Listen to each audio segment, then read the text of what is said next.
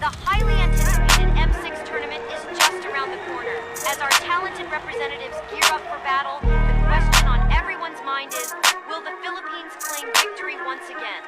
Their unstoppable force and unmatched skills, anything is possible. Stay tuned as we bring you all the action and excitement from M6. Pilipinas pinakamalakas, laban kahit saan makarating, palaban kahit sandalin, hindi umatras. Lalo na pagkausapang galing, malalarong di mo kayang laruin. Pilipinas pinakamalakas, Pilipinong bandera ang itataas. Ipapakita sa buong mundo ang kayang ilabas. Pilipinas pinakamalakas, kahit palagan, kahit tayo lang. Started from the bottom, ngayon nasa big, nasa top, pero yung mata nagmamasid sa map. Baka kailangan ng backup sa mid. Dali-dali namang tatawid palag, simulan na yung laban, sinong unahin? Malamang sa malamang pipitasin yung malakas yung damage.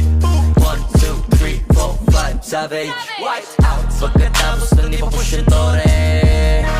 Legendary mga team play, sinisigaw na nag-adlike. Panoorin mo sa replay, ilabas sa mga highlights. Karangal na paramihin para sa bayan, makasanayan na patunayan natin. Pilipinas pinakamalakas, laban kahit saan makarating, palaban kahit sandalin, hindi umatras.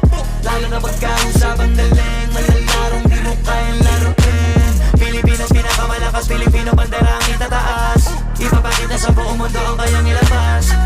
Pilipinas pinakamalakas, kahit palagan, kahit tayo lang. Kahit pa sa mapatpat, lagi-laging sasagad. Yung tapang nasa dugo, kaya laging papalag. Dami mong nagbabalak, kaso di natatalag. Di kami makalupog, lalo pang inaangat. Dami pang inaangat, pero di naatat. Dami pang ipapanalong laban sa inarap. 4 na taon na nananalo, kung di pa sapat.